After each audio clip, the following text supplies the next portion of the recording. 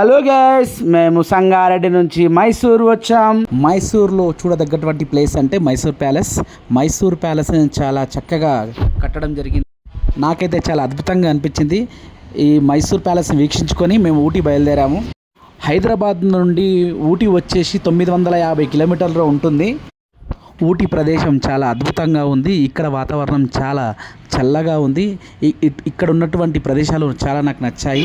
మీరు కూడా మీ ఫ్రెండ్స్తో కలిసి వచ్చేయండి బ్రో. మేము ఇక్కడ చిల్ అవుతాం. మాకు చాలా హ్యాపీగా ఉంది.